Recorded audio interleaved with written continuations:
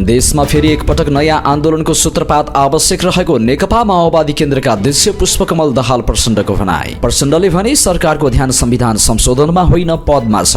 कांग्रेस एमालेको गठबन्धन सत्ताका लागि बनेको प्रचण्डको आरोप। अध्यादेश पारित गर्न संख्या गन्ने बेला आइ नसकेको प्रधानमन्त्री केपी शर्मा ओलीको भनाई। सरकार भ्रष्ट र बिचौलियाका कुकर्मलाई वैधानिकता दिन तल्लीन रहेको नेकपा माओवादी केन्द्रका सांसद लेखनाथ दाहालको टिप्पणी। सामाजिक सञ्जाल विधेयक राष्ट्रिय सभामा पेश। विधेयकमा के छन्?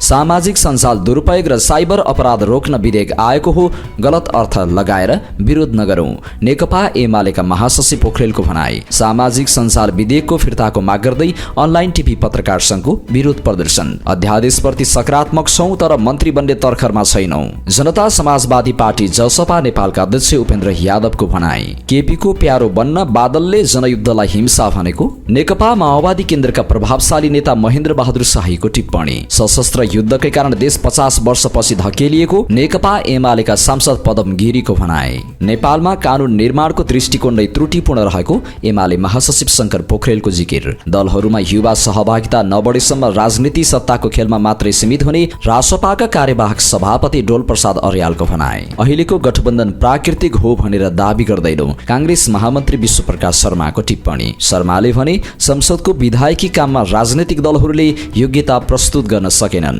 शर्मालाई नेकपा माओवादी केन्द्रका सांसद देवेन्द्र पौडेलको जवाफ। यी 6 काम गर्नुस्, साथ दिन तयार छौं। संविधान भन्दा पहिले राजनीतिक दल र नेताहरूको चरित्र संशोधन गर्नुपर्ने विवेकशील साझा पार्टीकी अध्यक्ष समीक्षा बास्कोटाको सुझाव। प्रधानमन्त्रीको अध्यक्षतामा प्रजातन्त्र दिवस मूल समारोह समिति गठन। कम्युनिस्ट पार्टीको सहकार्यका लागि एमाले महासचिव पोखरेलको प्रस्ताव। वर्षमानले कुरा नबुझेको गुनासो।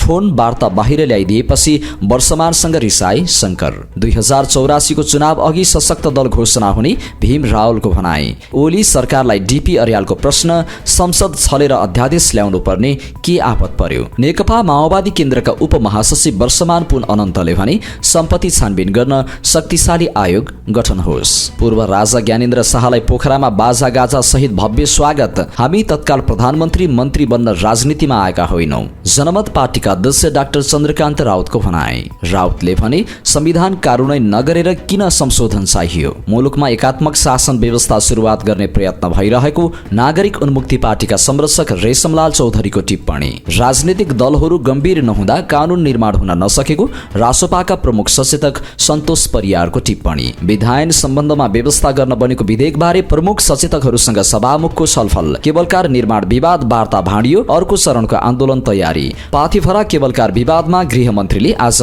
आन्दोलनरत पक्षसँग वार्ता गर्ने। ठगहरूको बिगबिगी भएको समाजमा सोझो इमानदार र सरल ढंगले अघि बढ्न गाह्रो रहेको नेपाल समाजवादी पार्टी नयाँ शक्तिका अध्यक्ष एवं पूर्व प्रधानमन्त्री डाक्टर बाबुराम भट्टराईको जिकिर। तिब्बतसँग व्यापारिक सम्बन्ध रहेको सुदूरपश्चिमको ताक्लाकोट नाका खुलाउन सरकारको ध्यानआकर्षण। 1000 टनसम्मको पानी जहाज हाजीपुरबाट देवघाटसम्म ल्याउन सकिने यातायात मन्त्री देवेन्द्र दाहालको जिकिर। आम जनता पार्टीका अध्यक्ष प्रभु शाहले काठमाडौँका मेयर बालेनमाथि लगाए गुण्डागर्दीको आरोप। चालु आर्थिक वर्षको बजेटको अर्धवार्षिक प्रगति मिश्रित रहेको अर्थमन्त्री विष्णु पौडेलको भनाई। आगलागीका घटना नियन्त्रणमा पनि भिजिबिलिटी पुगेन भन्ने अवस्था नबनोस्। नेकपा एमालेका सांसद रघुजी पन्तको भनाई। सुर्खेतबाट कोहलपुरतर्फ जाँदै गरेको बस बबईमा दुर्घटना। ठमेलमा प्रहरीमाथि आक्रमणको घटनामा 2 जना पक्राउ, अखिल नेता फरार। पानी घट्ट र घरेलु प्रयोगमा जलस्रोत उपयोग गर्न निर्बाध रूपमा पाइने। फर्पिङमा स्कुल बस दुर्घटनामा पर्दा चालक सहित 4 जनाको मृत्यु। 3 दिनसम्म चलेको विशाल भण्डारामा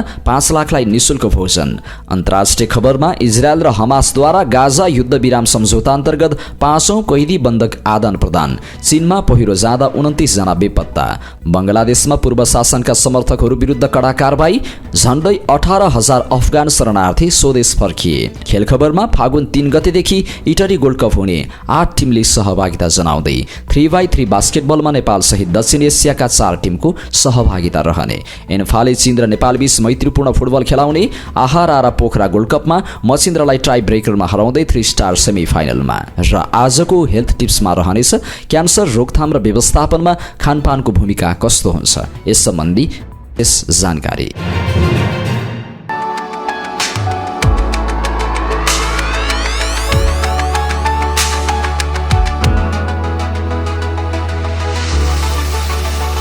Let me in. Korean aesthetic for your beautiful life. दर्शक महानुभाव नमस्कार। समाचारपाटी.com को न्यूज बुलेटिनमा यहाँलाई हार्दिक स्वागत छ।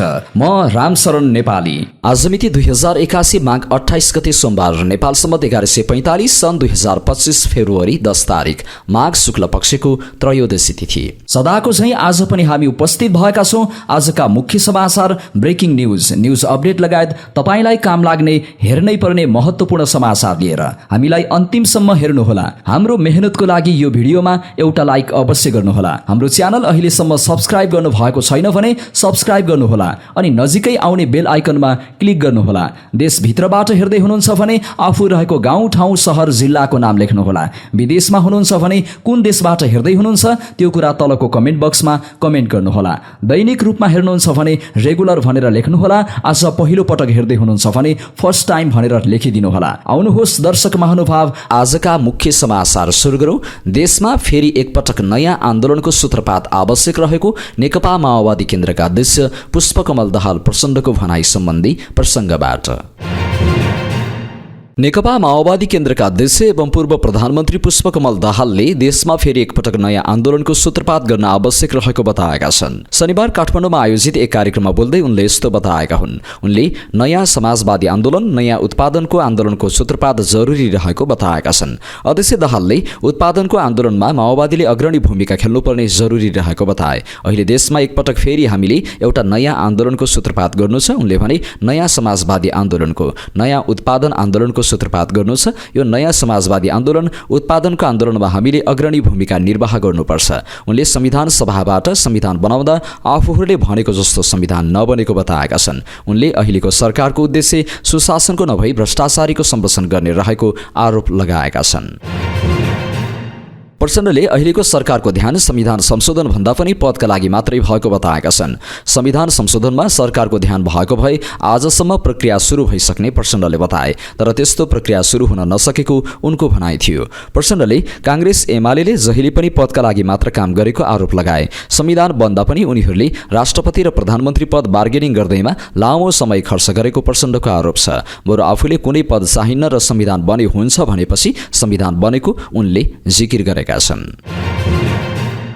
पूर्व प्रधानमन्त्री तथा नेकपा माओवादी केन्द्रका अध्यक्ष पुष्पकमल दाहाल प्रचण्डले दुई ठूला दल नेपाली कांग्रेस र नेकपा एमाले संविधान संशोधन गर्न नभई सत्ताका लागि एक भएको समेत आरोप लगाएका छन्। आइतबार राजधानीमा भएको विचार गोष्ठीलाई सम्बोधन गर्दै उनले दुई ठूला दलको प्राथमिकता सत्ता नै भएको आरोप लगाएका हुन्। अहिले पनि तपाईँ संविधान संशोधनका लागि होइन, सत्ताकै लागि सहमति गरेको हो। संविधान बनाउन खोजेको भए 6 महिनामा केही गर्नु भएन। 6 महिना शासन गरेपछि 2087 मा संविधान संशोधन गर्ने भन्न थाल्नुभयो। उनले भने कांग्रेस एमाले संविधानको अभिन्न अंग रहेको बृहत शान्ति सम्झौता र अन्तरिम संविधान बनाउने पक्षधरसँग कुनै छलफल नगरेकोमा उनले आपत्ति जनाए। संविधान संशोधन गर्ने हो भने शान्ति सम्झौताका एक मुख्य घटक माओवादीसँग छलफल गर्नुपर्ने धारणा राखे। अब पश्चिगामी दृष्टिकोण राखेर वा 2047 तिर फर्किएर संविधान संशोधन हुनै नसक्ने प्रचण्डले जिकिर गरेका छन्। प्रधानमन्त्री केपी शर्मा ओलीले अध्यादेश संसदबाट पारित हुने वा नहुने विषयमा अहिले टिप्पणी गर्ने बेला भइ नसकेको बताएका छन्। अध्यादेश पारित गर्नका लागि सत्तापक्षको संख्या पुग्ने वा नपुग्ने भन्ने सम्बन्धमा आइतबार संघीय संसद भवन परिसरमा सोधिएको प्रश्नबारे संक्षिप्त प्रतिक्रिया दिँदै उनले सांसदको संख्या गन्ने बेला आइन सकेको बताए। संसदको हिउँदे अधिवेशन सुरु हुनुअघि सरकारले विभिन्न मितिमा 6 वटा अध्यादेश जारी गरेको थियो। संसद नियमावली अनुसार संसद बैठक सुरु भएपछि अध्यादेशहरू सदनमा पेश गर्नुपर्ने प्रावधान छ। प्रमुख प्रतिपक्षी दलका माओवादी केन्द्रका सांसद लेखनाथ दाहालले सरकार कहाँ छ भनेर दिउँसै बत्ती बालेर खोज्नुपर्ने परिस्थिति सिर्जना भएको टिप्पणी गरेका छन्। आइतबारको प्रतिनिधि सभामा बोल्दै उनले सरकार बाढी पीडित, भूकम्प पीडित, विकास निर्माण र सेवा प्रवाहमा नभेटिएको बताए। सांसद दाहालले सरकार भ्रष्ट, गठ, बिचौलिया र भूमाफियाको सेवामा तल्लीन रहेको टिप्पणी गरे। उनले बिचौलियाकै कुकर्मलाई वैधानिकता दिन अध्यादेश ल्याएको आरोप समेत लगाए। गएको 7 महिनामा सरकार कहाँ छ भनेर जनताले दिउँसै बत्ती बालेर सरकार खोज्नुपर्ने परिस्थिति सिर्जना भएको छ। सरकार बाढी पीडितमा छैन, भूकम्प पीडितमा छैन, सरकार विकास निर्माणमा छैन, सरकार सार्वजनिक सेवा प्रवाहमा पनि छैन, सरकार सहकारी पीडितसँग छैन, मिटर ब्याज पीडितसँग पनि छैन र सरकार अन्तर्राष्ट्रिय जनमतमा पनि छैन। उनले भने सरकार छ मात्र भ्रष्ट, बिचौलिया, ठग र भूमाफियासँग छ। उनीहरूकै सेवामा तल्लिन्छ, उनीहरूकै कुकर्मलाई वैधानिकता दिन अध्यादेश ल्याउन तल्लिन्छ।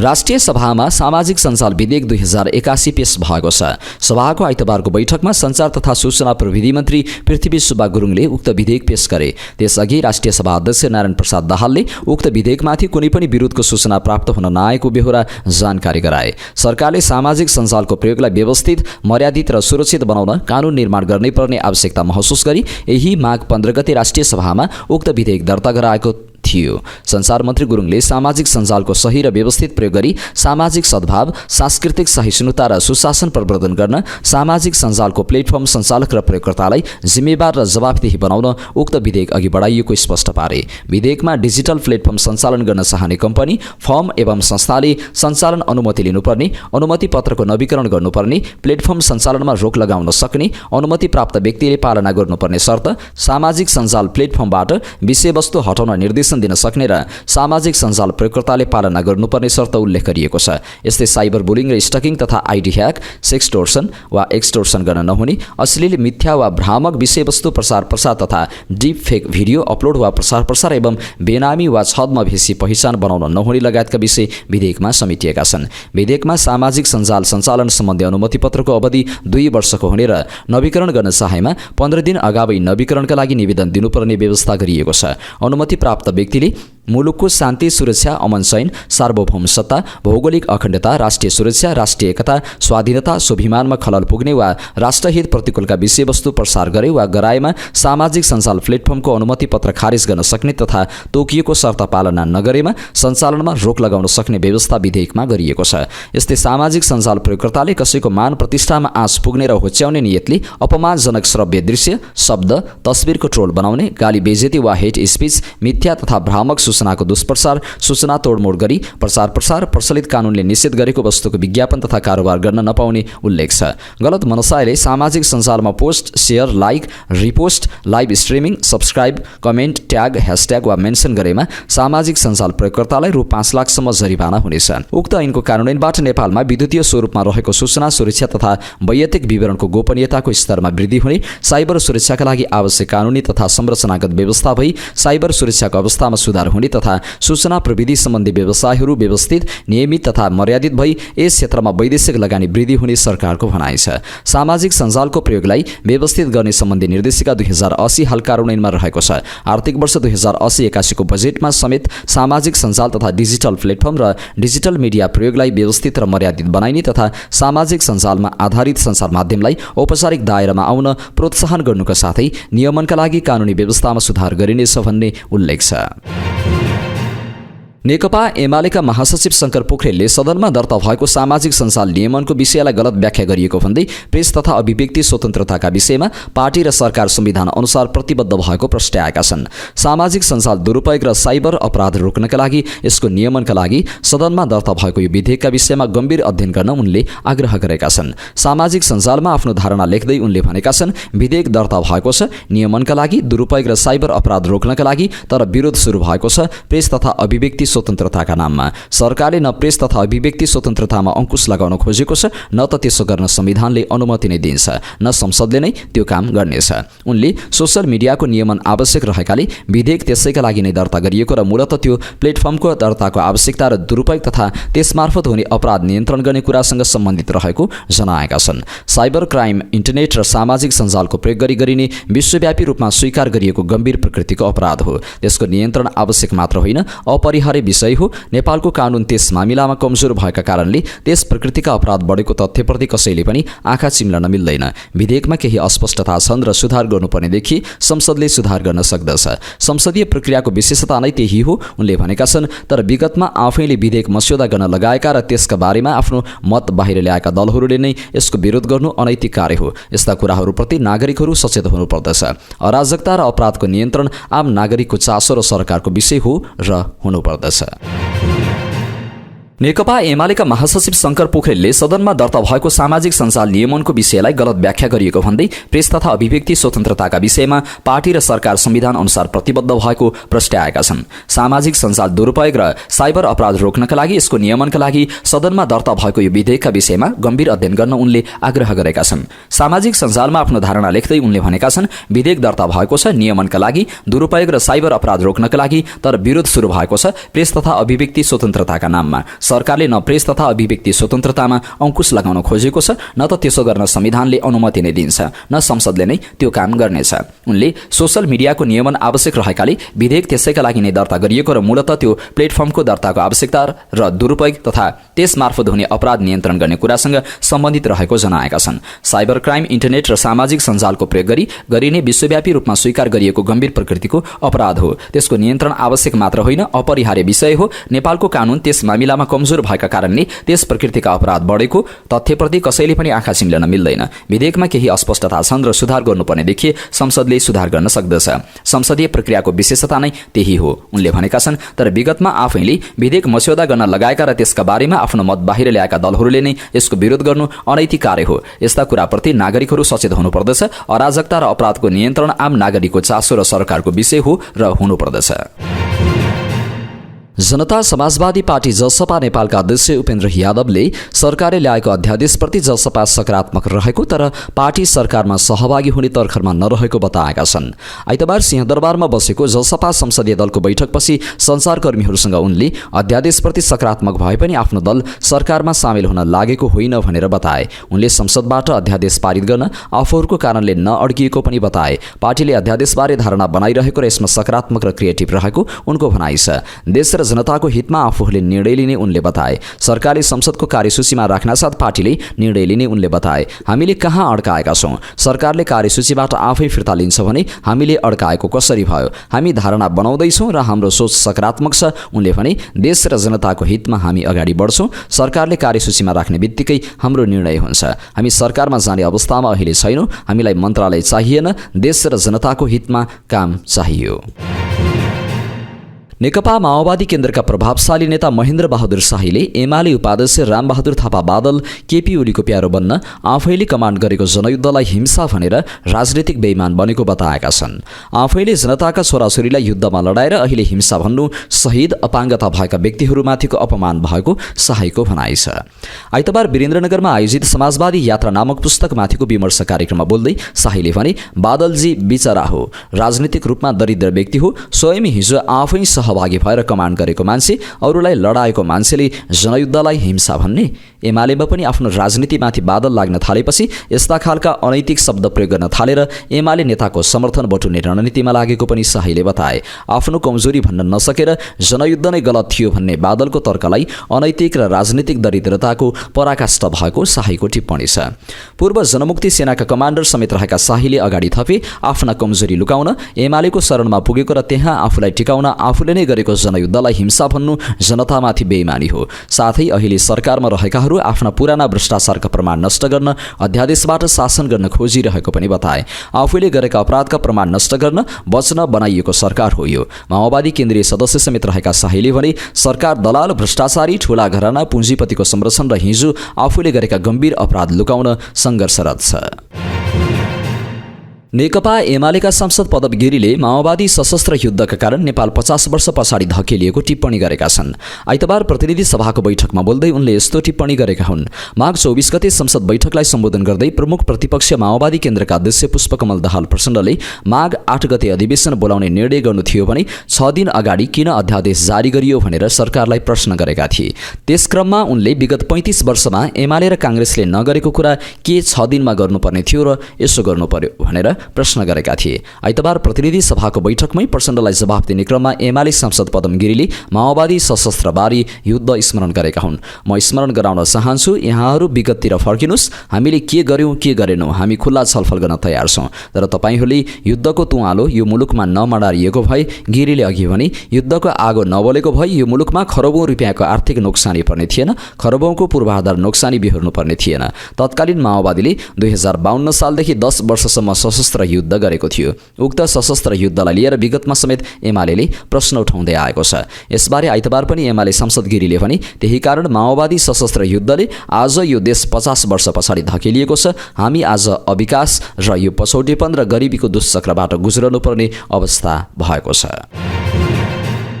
नेकपा एमालेका महासचिव शंकर पोखरेलले कानून निर्माणको दृष्टिकोण नै त्रुटिपूर्ण रहेको बताएका छन्।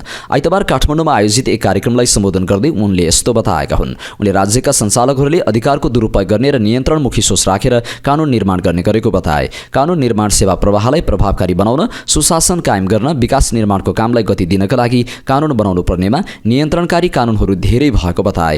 एउटा मन्त्रालय र अर्को मन्त्रालयले बनाएका कानूनमा एउटा काममा अर्कोलाई अवरोध सिर्जना गर्ने प्रवृत्ति धेरै हुँदा विकास प्रक्रिया र सुशासन कमजोर बनेको बताए। नागरिक बलियो हुन राज्यलाई बलियो बनाउनु पर्ने र राज्य बलियो बनाउने हो भने लोकतन्त्रमा राजनीतिक दलहरू बलियो बनाउनु पर्ने बताए। कसैले कसैप्रति कटाक्ष गरिकन समाज अगाडि बढ्न नसक्ने बताए। समाजका सबै अङ्गहरू सम्मानित र प्रतिष्ठित भयो भने राज्य बलियो हुने उनले बताएका छन्। उनले भने नागरिक बलियो हुने हो भने राज्यलाई बलियो बनाउनु पर्दछ, राज्य बलियो बनाउने हो भने लोकतन्त्रमा राजनीतिक दलहरू बलिया हुनुपर्छ।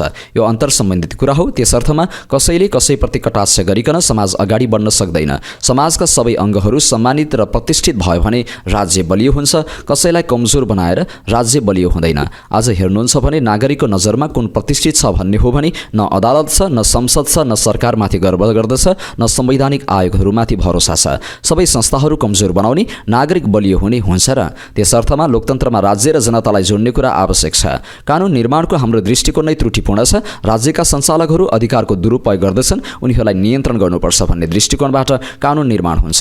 कानून निर्माण सेवा प्रवाहलाई प्रभावकारी बनाउन, सुशासन कायम गर्न, विकास निर्माणको कामलाई गति दिनका लागि कानून बनाउनु पर्नेमा नियन्त्रणकारी कानूनहरू ज्यादा भए। त्यसमाथि एउटा मन्त्रालय र अर्को मन्त्रालयले बनाएका कानूनमा एउटा काममा अर्कोलाई अवरोध सिर्जना गर्ने प्रवृत्ति ज्यादा भयो, जसका कारणले हाम्रो विकास प्रक्रिया पनि अत्यन्त कमजोर छ, सुशासन पनि कमजोर छ। महासचिव पोखरेलले थ्रेसहोल्ड 5% राख्ने कुराले नयाँ पार्टी निर्माणका सन्दर्भमा समस्या उत्पन्न नहुने बताए। नयाँ पार्टीका लागि 5% जमानत प्राप्त गर्न, पूर्व गृह कार्य गर्न कुनै व्यवस्थाले नरोकेको बताए। 5% को थ्रेसहोल्डले राजनीतिमा आउन खोज्ने नयाँ विचार र प्रवृत्तिलाई निषेध नगर्ने बताएका छन्।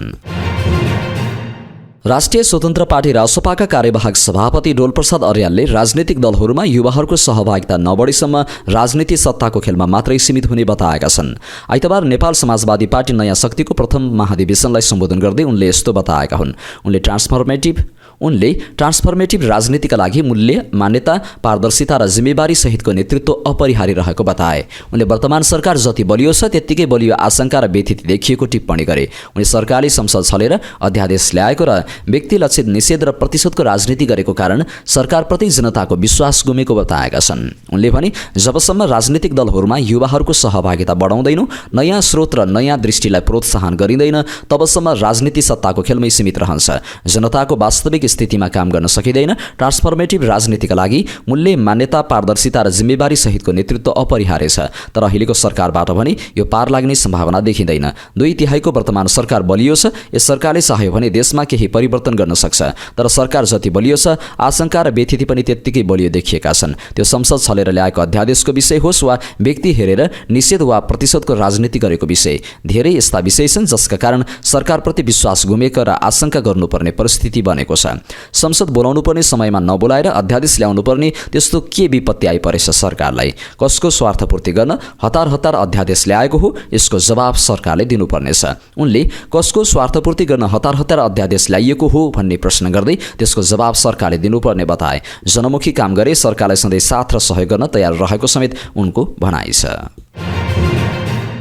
नेपाली कांग्रेसका महामन्त्री विश्वप्रकाश शर्माले नेकपा एमाले र कांग्रेसबीच गठबन्धन भएको सरकारलाई नेकपा माओवादी केन्द्रका अध्यक्ष पुष्पकमल दाहाल प्रचण्डले असंवैधानिक भनेको प्रति आपत्ति जनाएका छन्। बिहिबार प्रतिनिधि सभाको विशेष समयमा बोल्ने क्रममा उनले एउटै धारा र उपधाराबाट कांग्रेसकै समर्थनमा प्रचण्ड प्रधानमन्त्री हुँदा ठिक र ओली प्रधानमन्त्री हुँदा बेठिक कसरी हुन्छ भनेर प्रश्न गरे। पूर्व प्रधानमन्त्री समेत रहेका माओवादी अध्यक्ष प्रचण्डले वर्तमान सरकारलाई अप्राकृतिक, असंवैधानिक र अलोकतान्त्रिक भएको दावी गर्दै आएका छन्। प्रचण्डले विभिन्न सार्वजनिक कार्यक्रममा मात्रै नभई संसदको रोस्टमबाट पनि उक्त विषय दोहोर्याएका थिए। महामन्त्री थापाले त्यसतर्फ जवाफ दिँदै प्राकृतिक हो भनेर आफूले दावी नगर्ने र असंवैधानिक चाहिँ कसरी भन्दै प्रश्न गरे। दुईवटा भिन्न दर्शनको बीच गठबन्धनको सरकार बन्नु भनेको समयको बाध्यता हो, गणितीय बाध्यता हो, परिस्थितिको आवश्यकता हो। प्रष्ट रूपमा भन्दा यो प्राकृतिक भइरहेको छ भनेर हामी दावी गर्दैनौँ, महामन्त्री शर्माले भने। उनले एउटै धारा, उपधारा र उही दलको समर्थन मिल्दा कसरी संवैधानिक र असंवैधानिक भन्दै प्रश्न गरे। तर के संवैधानिक पनि छैन त? संविधानको धारा 76 को उपधारा 2 बमोजिम कांग्रेसको समर्थनमा माओवादीका अध्यक्ष प्रधानमन्त्री बन्दा त्यो संवैधानिक, अनि त्यही संविधानको त्यही धाराको त्यही उपधाराको त्यही पार्टीको समर्थनमा एमाले अध्यक्ष केपी शर्मा ओली प्रधानमन्त्री हुँदा कसरी असंवैधानिक? महामन्त्री शर्माले भने। उनले प्रचण्डको उक्त भनाइलाई आवेगात्मक अभिव्यक्तिको रूपमा अर्थ लगाएका छन्। प्रतिपक्ष नेताले बोल्नुभएको त्यो अभिव्यक्ति आवेगात्मक अभिव्यक्तिको नमुना हो, महामन्त्री शर्माले भनेका छन्। नेपाली कांग्रेसका महामन्त्री विश्वप्रकाश शर्माले संसदको विधायकी काममा राजनैतिक दलहरूले योग्यता प्रस्तुत गर्न नसकेको बताएका छन्। आइतबार प्रतिनिधि सभाको बैठकमा बोल्दै महामन्त्री शर्माले यस्तो बताएका हुन्। उनले राजनैतिक दल र संसदले प्रधानमन्त्री र सरकार बनाउन जति क्षमता विधायकी कर्ममा राख्न नसकेको बताए। संसदमा सांसदहरूले प्रस्तुत हुने शैलीका कारण जनताको संसदप्रतिको भरोसामा असर परेको समेत उनले बताए। भ्रष्टाचार निवारण ऐन 2059लाई संशोधन गर्न 2076 सालमा आएको विधेयक अहिलेसम्म पनि टुङ्गोमा नपुग्न नयाँ पुराना सबै दोषी रहेको उनको भनाइ छ। उनले संसदको चालु अधिवेशनबाट अख्तियार सम्बन्धी विधेयक, शिक्षा सम्बन्धी विधेयक, निजामती कर्मचारी सम्बन्धी विधेयक लगायतका विधेयकहरूलाई टुङ्ग्याएर संसदको प्रधान दायित्वलाई निभाउनु पर्ने बताएका छन्। उनले भने संसदमा हाम्रा आवेगात्मक प्रस्तुतिहरूले हाम्रो छविलाई असर गरेको छ। सभामुख महोदय, शब्द र शैलीमा अत्यन्त विनम्रताका साथ पनि विषयवस्तुको कठोरतालाई प्रस्तुत गर्न सकिन्छ। सायद यसमा हामीले हेक्का पुर्याएनौँ कि सायद हाम्रो शैलीले पनि नागरिक पंक्तिमा हामीप्रति जनताको भरोसामा असर पर्यो कि यसमा धेरै टिप्पणी गर्न चाहन्न, ध्यानाकर्षण गराउन चाहन्छु।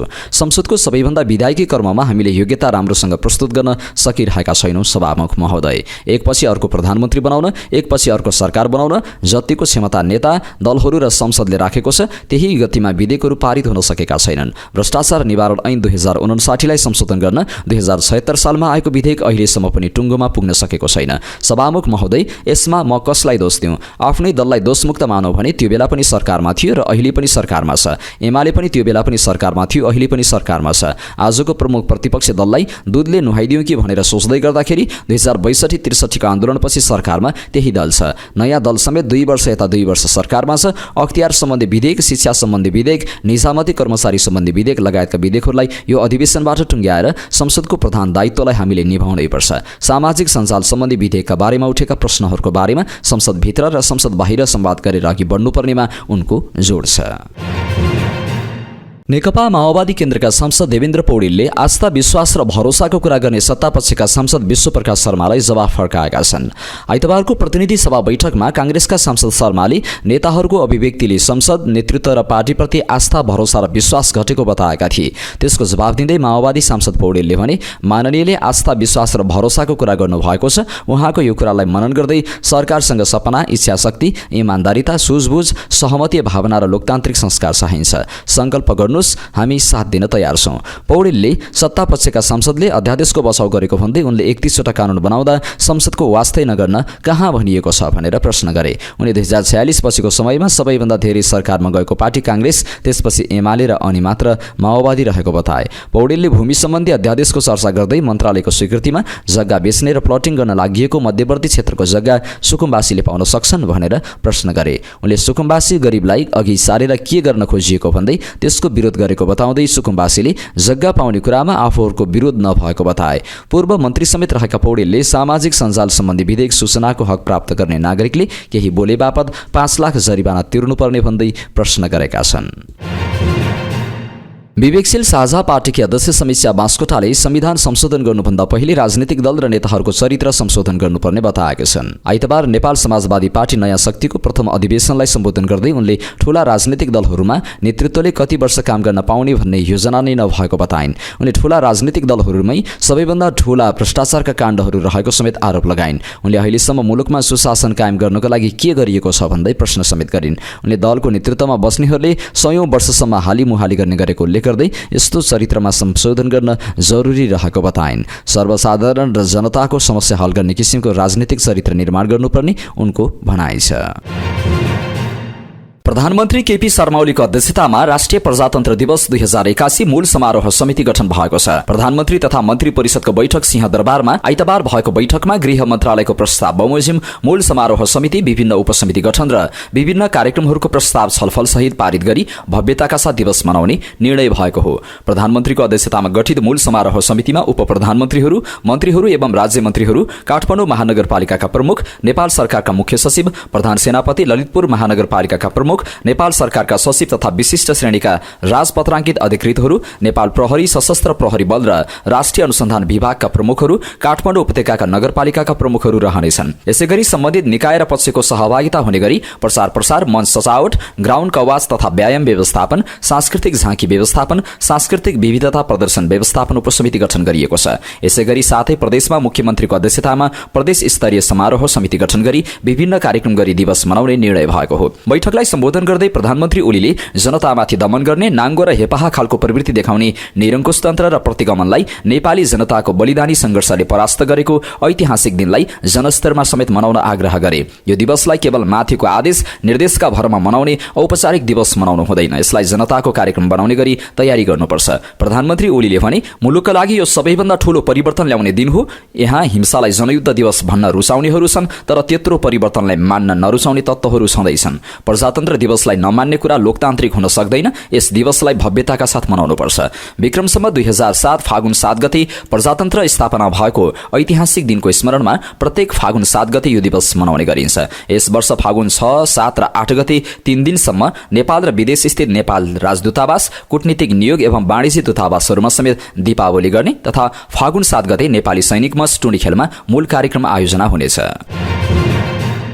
नेपाली कांग्रेससँग सत्ता सहकार्यमा रहेको नेकपा एमालेका महासचिव शंकर पोखरेलले सत्ता बाहिर रहेका कम्युनिष्ट पार्टीहरूसँग सहकार्यको प्रस्ताव गरेका छन्। सरकारले जारी गरेका 6वटा अध्यादेश संघीय संसदबाट स्वीकृत गराउन सरकारलाई सकस परेपछि महासचिव पोखरेलले कम्युनिष्ट पार्टीहरूबीचको ध्रुवीकरणको आवश्यकता उल्याएका हुन्। राष्ट्रिय सभामा जनता समाजवादी पार्टी नेपालको 3 सिट निर्णायक देखिए पनि उसले अध्यादेश स्वीकृत गराउने सरकारको प्रस्तावमा सघाउन तयार नभएपछि उक्त समस्याको गाँठो फुकाउन महासचिव पोखरेलले शनिबार नेकपा माओवादी केन्द्रका महासचिव वर्षमान पुनसँग टेलिफोन वार्ता मार्फत सहयोगको आग्रह गरेका थिए। तर ओलीसँग चिडिएर अध्यादेशको सशक्त विरोधमा उत्रिएको माओवादीले पोखरेलको प्रस्तावलाई ठाडै अस्वीकार गरेको समाचार प्रकाशित भएको थियो। नेता पुनले उक्त वार्ताको विषय मिडिया मार्फत नै सार्वजनिक गरिदिएपछि महासचिव पोखरेलले अनौपचारिक वार्ताको कुरा समेत बाहिर ल्याएकोमा पुनप्रति रुष्टता पनि व्यक्त गरेका छन्। आइतबार बिहान सामाजिक सञ्जाल मार्फत उक्त रुष्टता सार्वजनिक गर्दै आफ्नो आग्रह दीर्घकालीन राजनीतिमा कम्युनिष्टहरूबीचको ध्रुवीकरणका लागि गरेको स्पष्टीकरण दिएका छन्। तर उनले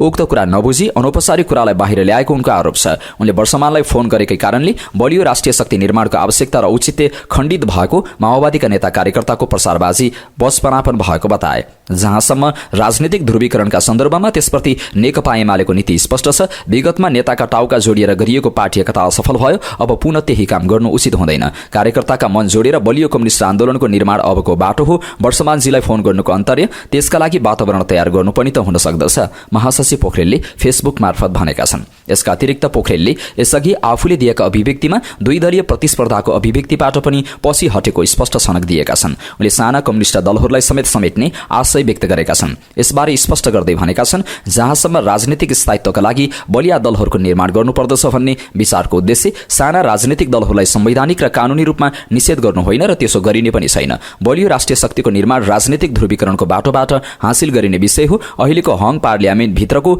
धेरै दलसँगको सहकार्यले त्यसको औचित्य खण्डित हुँदैन, बरु त्यसको महत्त्वलाई वर्तमान घटनाक्रमले झनै पुष्टि गरेको छ।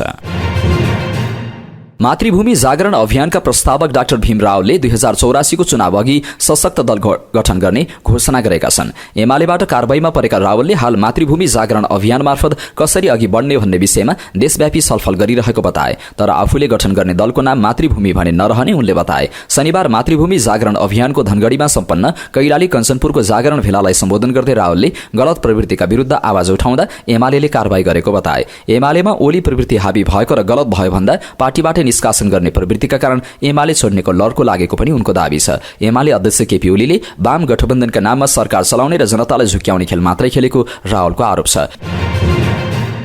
नेकपा माओवादी केन्द्रका उपमहासचिव वर्षमान पुन अनन्तले 2046 यता सार्वजनिक पद धारण गरेका सबैको सम्पत्ति छानबिन गर्न शक्तिशाली आयोगको माग गरेका छन्।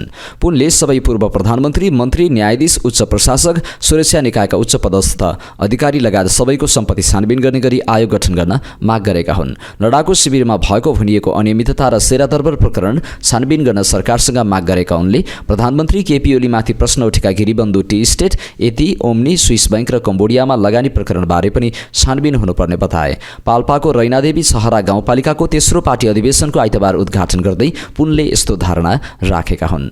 हाम्रो अध्यक्ष प्रचण्डले यदि मेरो पार्टी, मेरो कार्यकर्ता वा मैतिर पनि सुईहरू सोझिन्छन् भने अनुसन्धान होस् भनेर अपिल गर्नुभएको छ। पुनले भने ओलीजी प्रधानमन्त्री हुनुहुन्छ, शेरादरबार क्यान्टोनमेन्टबारे छानबिन गर्नुहोस्, स्विस बैंक, कम्बोडिया, गिरिबन्धु, एती र ओम्नीको विषयमा पनि छानबिन होस्। उनले आफूहरू ज्यान हत्केलामा राखेर गणतन्त्रका लागि लडेका व्यक्ति भएकाले जोखिम मोल्न तयार रहेको बताए।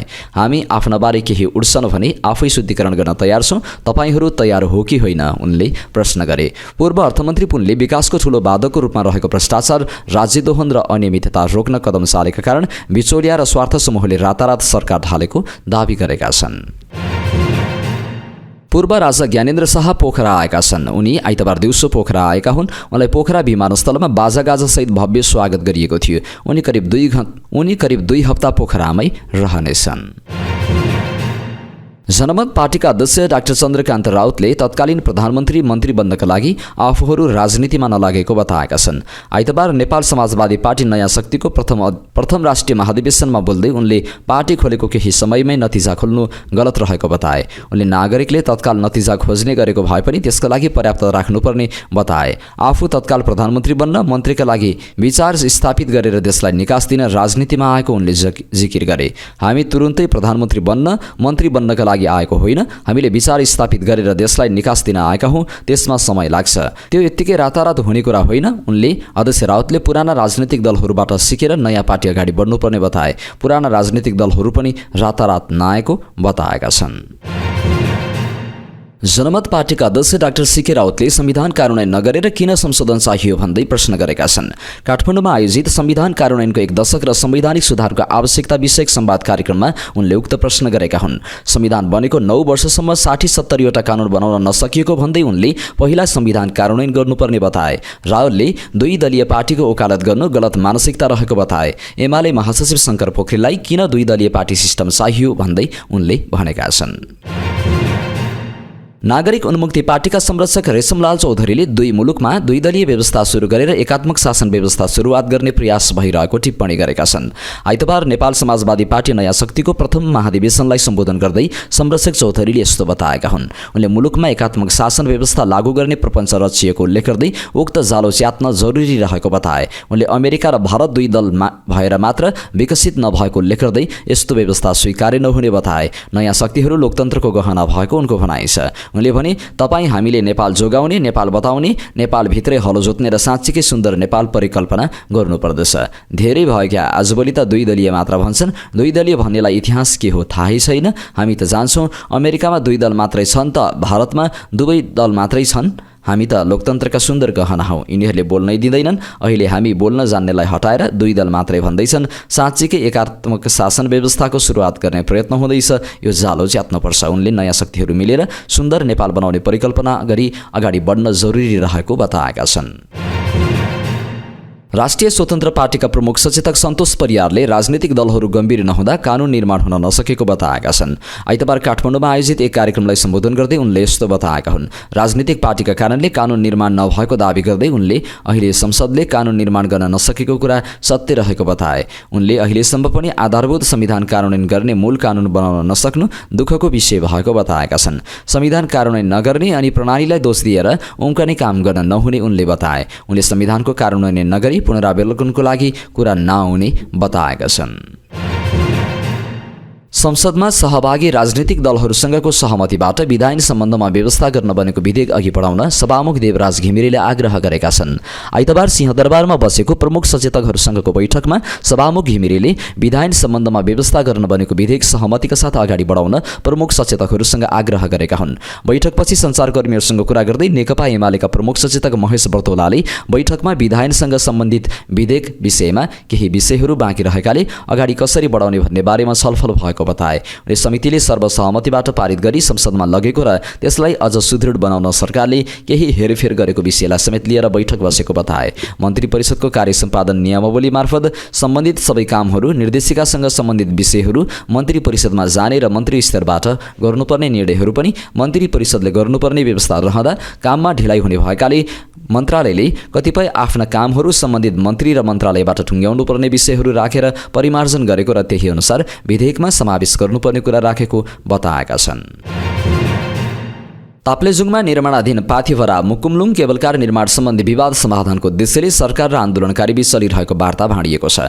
यसअघि माघ 22 गते वार्ता हुँदा 6 बुँदे सम्झौता भएको थियो। अर्को वार्ता आइतबार बस्ने भन्ने तय भएको थियो। तर आइतबार भएको द्विपक्षीय वार्ता भाँडिन पुगेको राष्ट्रिय मुक्ति पार्टी नेपालका नेता सन्तोष मेहताले बताए। अन्तर्दलीय मुकुमलुङ संरक्षण सङ्घर्ष समितिले अब मन्त्री स्तरीय वा उच्च स्तरीय वार्ता समितिको माग गरेको छ। समितिले कर्मचारी स्तरीय वार्ताबाट समस्या समाधान नहुने भएकाले अब वर्तमान सरकारी वार्ता समितिसँग वार्ता नगर्ने निष्कर्ष निकालेको बताए। बैठकमा केबलकार निर्माणका बेला रहेका समस्याका साथै स्थानीयलाई रोजगारी दिन सकिने लगायतका विषयमा छलफल गर्न सकिने सरकारी टोलीबाट प्रस्ताव आएको थियो। तर आन्दोलनकारीको तर्फबाट त्यहाँ केबल कार्ने बनाउन नहुने भन्दै यस बाहेकका विषयमा छलफल हुन नसक्ने भनेर हिँडेका थिए।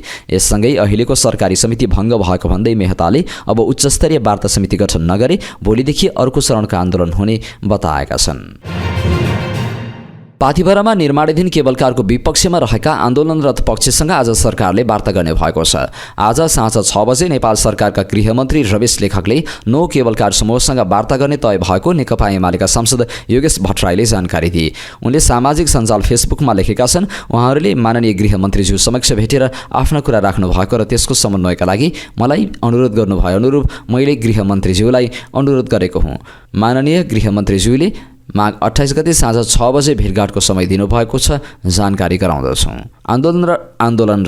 आन्दोलनरत पक्षलाई सरकारले तोकेको वार्ता समितिमा छलफललाई निरन्तरता दिएर वार्ता मार्फत समस्याको समाधान गर्न समेत उनले अनुरोध गरेका छन्। आन्दोलनरत पक्ष र सरकारका प्रतिनिधिबीच आइतबार भएको वार्ता भाँडिएको थियो। आन्दोलनरत पक्षले राजनीतिक विवाद भएकाले आफूहरू मन्त्री स्तरीय या उच्च राजनीतिक संयन्त्रसँग मात्रै वार्तामा बस्ने भन्दै छलफलबाट हिँडेका थिए। उनीहरूले आइतबार साँझसम्मको समय दिएर मन्त्री स्तरीय वा उच्च राजनीतिक वार्ता टोली नबनाए भोलिदेखि आन्दोलनका थप कार्यक्रम घोषणा गर्ने तयारी गरेका थिए। आन्दोलनरत पक्ष र सरकारबीच माघ 25 गते विस्तृत बैठक बस्ने सहित सबुँदे सहमति भएको थियो। नेपाल समाजवादी पार्टी नयाँ शक्तिका अध्यक्ष एवं पूर्व प्रधानमन्त्री डाक्टर बाबुराम भट्टराईले राजनीतिक समाजका समस्या समाधान गर्ने साधन भएको बताएका छन्। पार्टीको प्रथम राष्ट्रिय महाधिवेशनलाई सम्बोधन गर्दै उनले यस्तो बताएका हुन्। उनले यहाँ युगको नयाँ वैकल्पिक राजनीतिको निम्ति वैकल्पिक र राजनीतिक शक्तिहरूको बीचमा नै विमर्श हुनुपर्ने बताए। उनले बेइमान र ठगहरूको बिगबिगी भएको समाजमा सोझो इमान्दार र सरल ढङ्गले अघि बढ्न नसक्ने अवस्था रहेको बताए। उनले राजनीति भनेको ठिक र बेठिकको बीचको निरन्तर द्वन्द्व भएको पनि बताए। आफूहरूले गर्ने राजनीतिको कल्याणकारी राजनीति भएको उनले बताए। अध्यक्ष भट्टराईले वैकल्पिक राजनीति बनेको रूपान्तरणकारी राजनीति भएको बताएका छन्। नेकपा एकीकृत समाजवादीका सांसद भानुभक्त जोशीले छिमेकी राष्ट्र चीनको तिब्बतसँग व्यापारिक सम्बन्ध रहेको सुदूरपश्चिमको ताक्लाकोट नाका खुलाउन सरकारको ध्यानाकर्षण गरेका छन्। आइतबार प्रतिनिधि सभाको शून्य समयमा बोल्दै उनले ताक्लाकोट नाका खुलाउन सरकारको ध्यानाकर्षण गराएका हुन्। उनले कोभिडका बेला बन्द भएका सबै उत्तरी नाकाहरू खुले पनि ताक्लाकोट नाका नखुलेको र सुदूरपश्चिमको व्यापारमा समेत असर परेको बताए। बझाङका अधिकांश मठ मन्दिरहरूमा मानव सरोवरको जल चढाएर मात्र पूजा गर्ने चलन रहेकाले नाक बन्द हुँदा पूजाआजा नै बन्द भएको उनको भनाइ छ। उनले भने कोभिडको मेलामा उत्तरतिरका नाकाहरू बन्द भएका थिए, अरू नाका खुल्लाहरू भए पनि बझाङ जिल्लाको ताक्लाकोटको 8 नाका अझै खुल्न सकेको छैन। जिल्लाका मन्दिरहरूको विशेष पूजा गर्दा मान सरोवरको जल ल्याएर पूजा गर्ने चलन थियो। अहिले त्यो नाका बन्द हुँदा हाम्रो बझाङ जिल्लाका धेरै मन्दिरहरूमा पूजाआजा समेत बन्द भएको अवस्थामा हामीले सरकारको धेरै पटक ध्यानाकर्षण गरायौँ। उत्तरी क्षेत्रका अरू नाका खोलिए पनि उक्त नाका नखोलिएको हुनाले म परराष्ट्र मन्त्रालय मार्फत सरकारको ध्यानाकर्षण गराउन चाहन्छु। चाँडोभन्दा चाँडो यो नाका खोलियोस्। चीनको सोसासी क्षेत्र र तिब्बतसँग जोडिएको बझाङको ताक्लाकोट नाका वैधानिक रूपमा खुल्न नसक्दा वर्षेनी करोडौँ राजस्व चुहावट हुँदै आएको छ। भौतिक पूर्वाधार तथा यातायात मन्त्री देवेन्द्र दाहालले 1000 टनसम्मको पानी जहाज हाजीपुरबाट गण्डक ब्यारेक हुँदै नारायणी नदी हुँदै देवघाटसम्म ल्याउन सके नेपाललाई ठूलो आर्थिक लाभ हुने बताएका छन्। आइतबारको राष्ट्रिय सभाको बैठकमा पानी जहाज सञ्चालन तथा व्यवस्थापन विधेयक 2081 को बारेमा छलफलमा सांसदले उठाएका प्रश्नको जवाफ दिँदै उनले यस्तो बताएका हुन्। आम जनता पार्टीका अध्यक्ष एवं सांसद प्रभु शाहले काठमाडौँ महानगरपालिकाका मेयर बालेन्द्र शाहमाथि गुण्डागर्दीको आरोप लगाएका छन्। आइतबारको प्रतिनिधि सभा बैठकमा बोल्दै उनले काठमाडौँ महानगरले गुण्डागर्दी गरिरहेको टिप्पणी गरेका हुन्। महानगर प्रहरीद्वारा टेकोस्थित कबाड मजदुरहरूमाथि आक्रमण गरेको प्रसङ्गमा शाहले यस्तो आरोप लगाएका हुन्। उनले सबै नागरिकको जीवधनको सुरक्षाको माग समेत गरे। टेकोको कबाडमा काम गर्ने मजदुरहरूमाथि सांघातिक हमला भएको छ। कथित महानगरको प्रहरी भन्नेहरूको जत्थाले हमला गरेका छन्। धेरै घाइते भएका छन्। उनले भने म आग्रह गर्न चाहन्छु, कानुन र अदालतको आदेश विपरीत काठमाडौँ महानगरले गुण्डागर्दी प्रस्तुत गरिरहेको छ। यो सरकार कानुन बहालीको सक्षम हो होइन, यो भने सबैको जीवधनको सुरक्षा गरोस्। उप प्रधानमन्त्री एवं अर्थमन्त्री विष्णु प्रसाद पौडेलले आर्थिक वर्षको बजेटको अर्धवार्षिक प्रगतिको नतिजा मिश्रित रहेको बताएका छन्। राष्ट्रिय सभाको आइतबारको बैठकमा आर्थिक वर्ष 2081-82 को बजेट कार्यान्वयनको अर्धवार्षिक मूल्याङ्कन प्रतिवेदन पेश गर्दै भू राजनीतिक तथा तनाव तथा अन्तर्राष्ट्रिय कारणले मूल्य श्रृङ्खला प्रभावित भएको, अपेक्षित रूपमा कर्जा विस्तार हुन नसकेको, निर्माण क्षेत्रमा सुधार आउन नसकेकाले आर्थिक वृद्धिको लक्ष्य हासिल गर्ने चुनौती देखिएको बताए। उप प्रधानमन्त्री पौडेलले भने यद्यपि सरकारले अवलम्बन गरेको नीतिगत व्यवस्था तथा सुधार का प्रयासका साथै बाह्य क्षेत्रको सन्तुलन, तरलताको अभाव तथा न्यून ब्याजदरको सुनिश्चितताले आर्थिक गतिविधि वृद्धि भई यसको नजिक हुने अपेक्षा गरिएको छ। उनले सार्वजनिक वित्त व्यवस्थापन प्रणालीमा निरन्तर सुधारको प्रयास, अन्तर्राष्ट्रिय मापदण्ड अनुरूप लेखाङ्कन तथा प्रतिवेदन प्रणाली कार्यान्वयनमा रहेकाले वित्त प्रणालीको पारदर्शिता र विश्वसनीयता बढेको बताए। समीक्षा अवधिमा समग्र खर्च गत आर्थिक वर्षको सोही अवधिको तुलनामा 17.66% बढिरहेको उल्लेख गर्दै अर्थमन्त्रीले आर्थिक वृद्धिको परिचालकका रूपमा रहेको पुँजीगत खर्च आर्थिक वर्षको मध्यस्थसम्म सुस्त रहने, विगतको प्रवृत्तिमा पनि उल्लेखनीय सुधार हुन सकेको उनको भनाइ छ। अर्थमन्त्री पौडेलले चालु आर्थिक वर्षमा 18 खर्ब 60 अर्ब 30 करोड 30 लाख रुपियाँ खर्च हुने अनुमान गरिएकोमा 16 खर्ब 92 अर्ब 73 करोड 35 लाख रुपियाँ हुने संशोधित अनुमान गरिएको जानकारी दिए। यो रकम सुरु विनियोजनको चालुतर्फ 10 खर्ब र 29 अर्ब 30 करोड अर्थात् विनियोजनको 90.24%, पुँजीगत तर्फ 2 खर्ब 79 अर्ब 50 करोड 9 लाख रुपियाँ अर्थात् विनियोजनको 85% र वित्तीय व्यवस्थातर्फ 3 खर्ब 63 अर्ब 93 करोड 24 लाख रुपियाँ अर्थात् विनियोजनको 19.10% खर्च हुने अनुमान गरिएको जानकारी दिए।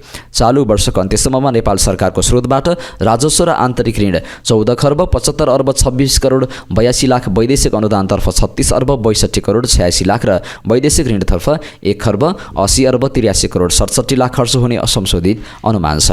अर्थमन्त्री पौडेलका अनुसार अर्धवार्षिक समीक्षा अवधिमा प्रदेशलाई 34 अर्ब 89 करोड 22 लाख र स्थानीय तहलाई 1 खर्ब 50 करोड 26 लाख 8 लाख वित्तीय हस्तान्तरण भएको छ। चालु आर्थिक वर्षको विनियोजन भएको बजेटमध्ये समीक्षा अवधिमा प्रदेशतर्फ 36.17% र स्थानीय तहमा 48.10% रहेको जनाएका हुन्। अवधिमा काङ्ग्रेस र स्थानीय तहमा गरी कुल उत्पादनको 45.28% हस्तान्तरण भएको छ। अर्थमन्त्रीका अनुसार समीक्षा अवधिमा मूल्य वृद्धि, कर र आन्तरिक उत्पादनबाट सङ्कलन हुने अन्तःशुल्क रकम मध्ये प्रदेश र स्थानीय तहलाई 15%ले 32 अर्ब 27 करोड 90 लाख रुपियाँको दरले जम्मा 64 अर्ब 65 करोड 80 लाख रुपियाँ बाँडफाँड गरी पठाइएको छ, जुन गत वर्षको तुलनामा 14.10% ले बढ्यो। नेकपा एमालेका सांसद रघुजी पन्तले देशभरका आगलागीका घटनाबारे सदनलाई जानकारी गराउन आग्रह गरेका छन्। गत असोजको बाढी पहिरोमा सरकार चुकेको प्रसङ्ग जोड्दै आगलागीका घटनाहरूमा त्यस्तै अवस्था आउन नदिन पनि सरकारको ध्यान आकर्षण गराए। आगलागीका घटना नियन्त्रणका लागि सरकारको तयारी कस्तो छ, सभामुखबाट स्पष्ट रुलिङ होस्। यो बीचमा आगलागीका घटना कहाँ के भए विस्तृतमा सदनलाई गृहमन्त्रीबाट जानकारी गराइयोस्। आइतबारको प्रतिनिधि सभामा उनले भने अघिल्लो पटक बढी पहिरोको तयारी सम्पूर्ण छ। उनले भने पछि हेलिकप्टरबाट नक्कुमा उद्धार गर्नुहोस् भन्दा भिजिबिलिटी पुगेन भन्नुभयो। फेरि त्यस्तै अवस्था नआओस्। सांसद पन्त अघि आकस्मिक समयमा बोल्ने अधिकांश सांसदहरूले देशभर र आगलागीबाट भएका जीवधनको घटनाबारे सरकारको ध्यान आकर्षण गराएका थिए। कुम्भ मेलाका तीर्थयात्री बोकेको बस सुर्खेतमा दुर्घटनामा परेको छ। सुर्खेतको भेरी नगरपालिका 5 स्थित सानो खोलामा V1 4331 नम्बरको यात्रुवाहक बस दुर्घटनामा परेको जिल्ला प्रहरी कार्यालयले जनाएको छ। डीएसपी वीरेन्द्र विश्वकर्माका अनुसार बस बाटोबाट आफै अनियन्त्रित भई पुल नजिकबाट 7-8 मिटर तल खसेको छ। बसमा कति यात्रु सवार थिए भन्ने समेत यकिन हुन बाँकी नै रहेको छ। अहिले उद्धारको काम भइरहेकाले थप विवरण आउन बाँकी रहेको उनले बताएका छन्। दुर्घटना करिब 5:15 बजे भएको प्रहरीको भनाइ छ। ठमेलमा ड्युटीमा खटिएको प्रहरीमाथि आक्रमण गरेको आरोपमा 2 जना पक्राउ परेका छन्। पक्राउ पर्नेमा दिनेश सिग्देल र रमेश फुलारा रहेको जनाएका छन्। उनीहरू दुवैजना अमृत साइन्स क्याम्पस अस्कलमा अध्ययनरत विद्यार्थी रहेको जिल्ला प्रहरी परिसर काठमाडौँका एसएसपी विश्व अधिकारीले बताएका छन्। प्रहरी स्रोतका अनुसार पक्राउ परेका दुवै नेकपा एमालेको विद्यार्थी संगठन अनेरा सोबिउमा आबद्ध छन्। पक्राउ परेका सिग्देल अनेरा सोबिउ अस्कल क्याम्पसका प्रारम्भिक कमिटी अध्यक्ष हुन्। उनीहरूको समूहले दरबार मार्ग स्थित केशर महल बिटबाट ड्युटीमा खटिएको क्विक रेस्पोन्स टिम क्युआरटीको टोलीमाथि आक्रमण गरेको थियो। आक्रमणबाट प्रहरी हौलदार जगुलाल चौधरी र जवान नगेन्द्र राज विष्ट घाइते भएका थिए। उनीहरूको टाउको र शरीरका विभिन्न भागमा चोट समेत लागेको थियो। उनीहरूले प्रहरीको मोटरसाइकल लडाउँदै कुटपिट गरेका थिए भने प्रहरीको लौरो समेत फालिदिएका थिए। विद्युत विधेयक 2080 मा पानी घट्टा र घरेलु प्रयोगमा जलस्रोत उपयोगको लागि ऊर्जा आयोगको सहमति आवश्यक नपर्ने व्यवस्था गरेको छ। प्रतिनिधि सभा अन्तर्गतको पूर्वाधार विकास समितिको आइतबार बसेको बैठकमा विद्युत विधेयक 2080 मा भएको दफावार छलफलले उक्त व्यवस्था सहमतिले पास गरेको हो। समितिले विधेयकमा जलस्रोत उपभोगको सहमतिका विषयमा प्रचलित नेपालको कानुन बमोजिम जलस्रोत उपभोक्ताका लागि अनुमति पत्र प्रदान गर्ने अधिकार भएको निकाय वा अधिकारीले अनुमति प्रदान गर्नुअघि उपयोग गरिने जलस्रोतको परिमाणका सम्बन्धमा आयोगको सहमति लिएर मात्रै अनुमति प्रदान गर्नुपर्ने व्यवस्था गरेको छ, जसमा सानो ट्युबवेल, जलस्रोतको घरेलु उपयोग, घरेलु उद्योगको रूपमा पानी घट्टा सञ्चालन र तोकीय बमोजिम अन्य उपयोगमा आयोगको सहमति आवश्यक पर्ने समेत उनले बताएका छन्। काठमाडौँको दक्षिणकाली नगरपालिका 3 फर्पिङ स्थित भन्ज्याङमा स्कुल बस दुर्घटनामा पर्दा चालकसहित विद्यार्थीको मृत्यु भएको छ। फर्पिङ प्रहरीका अनुसार आइतबार दिउँसो करिब 4 बजे जुनकिरी इङ्ग्लिस स्कुलका करिब 50 जना विद्यार्थी चढेको बस दुर्घटनामा परेको हो। दुर्घटनामा चालक र एक विद्यार्थीको मृत्यु भएको दक्षिणकाली नगरपालिकाका मेयर मोहन बस्नेतले जानकारी दिए। चालकसहित अर्का एक विद्यार्थीको मृत्यु भएको जानकारी प्राप्त भएको छ, उनले भनेका छन्। दुर्घटनाका घाइतेलाई दक्षिणकाली स्थित अस्पतालमा उपचारका लागि लगिएको प्रत्यक्षदर्शीले बताए। त्यस्तै कतिपय घाइतेलाई स्थानीय अस्पताल र मेडिसिटी अस्पतालमा पनि उपचारका लागि तोकिएको छ। बसमा करिब 50 जना बालबालिका थिए। घटनास्थलमा स्थानीय र सुरक्षाकर्मीले थप उद्धार जारी राखेको प्रहरीले जानकारी दिएको छ। धनुषाको मिथिला नगरपालिका 2 बेलाचापी स्थित सतलोक आश्रम धनुषामा आयोजित विशाल भण्डारामा करिब 5 लाख अनुयायी एवं शुभेच्छुकहरूले प्रसाद अर्थात् भोजन ग्रहण गरेका छन्।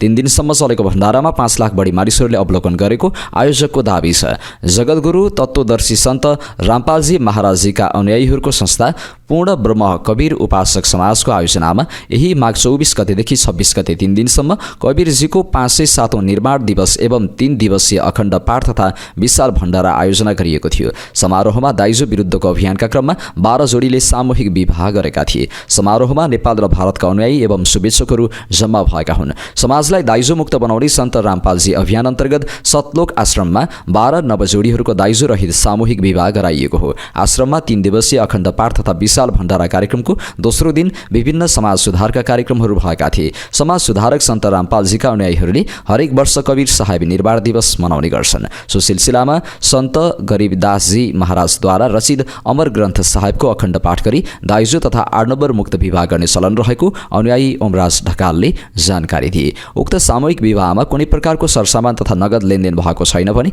बेहुला वा बेहुली दुवै पक्षको पनि कुनै पनि खर्च नभएको आगन्तुकहरूलाई खाने तथा बस्ने व्यवस्था आश्रमकी तर्फबाट विशाल भण्डारामा गरिएको ढकालले बताए। समारोहमा 17 मिनटको गुरुवाणीद्वारा 33 करोड देवी देवताहरूको स्तुति गरी तीनै देवी देवताहरूको साक्षी राखेर दाइजो रहित विवाह भएको उनले बताए। विवाहमा कुनै किसिमको मांसाहारी तथा नशालु पदार्थ आदि सेवन गर्न पूर्ण रूपमा निषेधित गरिएको पनि ढकालले जानकारी दिए। अब अन्तर्राष्ट्रिय खबर। इजरायली र प्यालेस्टिनी स्रोतहरूका अनुसार इजरायल र हमासले शनिबार जारी गाजा युद्धविराम सम्झौताको पहिलो चरण अन्तर्गत 5औं कैदी बन्धक आदान प्रदान पूरा गरेका छन्। हमासद्वारा पहिले राखिएका 3 इजरायली बन्धकहरूलाई शनिबार मध्य गाजाबाट इजरायल रक्षा बल र इजरायली सुरक्षा एजेन्सीमा स्थानान्तरण गरिएको थियो। अक्टोबर 7, 2023 मा दक्षिणी इजरायलमा हमासको नेतृत्वमा भएको आक्रमणमा अपहरण गरिएका 3 इजरायली बन्धकहरूमा 56 वर्षीय ओहाद बेन अमी, दोहोरो इजरायली जर्मन नागरिक 52 वर्षीय एली साराबिस र 34 वर्षीय ओर लेवी रहेका छन्। इजरायली प्रधानमन्त्री बेन्जामिन नेतन्याहुको कार्यालयले सुरक्षा निकायहरूसँगको सहकार्यमा सरकारले रिहा गरिएका बन्धकहरू र उनीहरूका परिवारहरूलाई सहयोग गर्ने बताएको छ। आदान प्रदानको एक भागको रूपमा इजरायलले शनिबार सहमति अनुसार इजरायली जेलबाट 183 प्यालेस्टिनी कैदीहरूलाई पनि मुक्त गरेको छ। प्यालेस्टिनी कैदी क्लबका प्रमुख अब्दुल्लाह अल जागारीले आइसिआरसीको बसहरूबाट ढुवानी गरिएका रिहा गरिएका कैदीहरू रामल्लाह पुगेको बताए। मुक्त गरिएका कैदीहरूमध्ये 42 जना वेस्ट बैंकका, 3 जना जेरुसलेमका र 27 जना गाजापट्टीका थिए। सबैले आजीवन कारावास वा लामो अवधिको कारावास भोगिरहेका थिए। दक्षिणपश्चिम चीनको सिचुआन प्रान्तमा शनिबार पहिरो जाँदा 29 जना बेपत्ता भएका छन्। बेपत्ता भएकाहरूको संख्या अझै पुष्टि हुन नसकेको बताइएको छ। निरन्तर वर्षा र भौगोलिक अवस्थाका कारण पहिरो गएको बताइएको छ। यिबिन शहरको जुलनियन काउन्टीको जिनपिङ गाउँमा पहिरो गएको चिनिया सञ्चार माध्यमहरूले जनाएका छन्। पूर्व नेता शेख हसिनाको अबदस्त शासनसँग सम्बन्धित गिरोहहरूले प्रदर्शनकारीहरूमाथि आक्रमण गरेपछि बङ्गलादेशले आइतबार ठूलो सुरक्षा अभियान सुरु गरेको छ। पतित स्वेच्छाचारी शासनसँग सम्बन्धित गिरोहले विद्यार्थीहरूको एक समूहमाथि आक्रमण गरी उनीहरूलाई गम्भीर रूपमा घाइते बनाएपछि अभियान सुरु भएको हो सरकारी विज्ञप्तिमा भनिएको छ। सन् 2024 अगस्तको विद्यार्थी नेतृत्वको क्रान्तिमा हसिना अपदस्थ भएपछि सत्तामा आएको अन्तरिम सरकारका गृह मन्त्रालयका प्रमुख जहाँगीर आलम चौधरीले यसलाई अपरेसन डेभिल हन्ट नाम दिएका छन्। दानवहरूलाई जरैदेखि उखेल्न नसकेसम्म यो जारी रहनेछ, चौधरीले पत्रकारहरूलाई भने। केही दिनको अशान्तिपछि व्यापक सुरक्षा अभियानहरू सुरु भएका हुन्। बुधबार ढाकामा भिडले हसिनाको दरबारमा आक्रमण गर्दा उनी भागेका छन्। महिनापछि प्रदर्शनकारीहरूले उत्खनन यन्त्रहरू प्रयोग गरेर उनको परिवारसँग जोडिएका भवनहरू भत्काएका थिए। मानवता विरुद्धको अपराधको मुद्दामा सामना गर्न गिरफ्तारी वारेन्टको अवहेलना गरेकी 77 वर्षीय हसिना छिमेकी भारतबाट निर्वाचनबाट फेसबुक प्रसारणमा देखा पर्ने रिपोर्टको प्रतिक्रियामा विरोध प्रदर्शन सुरु भएको थियो। भत्काइएका भवनहरूमा हसिनाका दिवंगत पिता तथा बङ्गलादेशका प्रथम राष्ट्रपति शेख मुजिबुर रहमानको संग्रहालय र पुरानो घर समावेश छन्। अन्तरिम सरकारले हिंसाको जिम्मेवारी हसिनालाई दिएको छ। शुक्रबार अन्तरिम नेता तथा नोबेल शान्ति पुरस्कार विजेता मोहम्मद युनुसले पनि शान्तिको आह्वान गरे। विधिको शासनलाई सम्मान गर्नु नै हामीले मिलेर निर्माण गरिरहेको नयाँ बङ्गलादेशलाई फाँसीवादी शासन अन्तर्गतको पुरानो बङ्गलादेशबाट छुट्याउने कुरा हो, युनुसले एक विज्ञप्तिमा भने। हसिना शासनको विरुद्ध उठेर त्यसलाई पल्टाएका नागरिकहरूका लागि एक अर्काको नागरिक र मानवाधिकारको सम्मान र कानुन अन्तर्गत काम गर्ने हाम्रा सिद्धान्तहरूप्रतिको हाम्रो प्रतिबद्धता अडिग छ भन्ने कुरा आफैलाई र विश्वभरका हाम्रा मित्रहरूलाई प्रमाणित गर्नु अत्यावश्यक छ। केही घण्टापछि हसिना विरुद्धको विद्रोह भड्काउन श्रेय दिएको प्रदर्शनकारी समूह स्टुडेन्ट्स अगेन्स्ट डिस्क्रिमिनेसनका सदस्यहरूमाथि ढाकाको गाजीपुर जिल्लामा आक्रमण भएको थियो। मुख्य र शक्तिशाली समूहले त्यसयता कारबाहीको माग गरेका थिए। समूहका सदस्यहरू सरकारी मन्त्रीमण्डलमा छन्।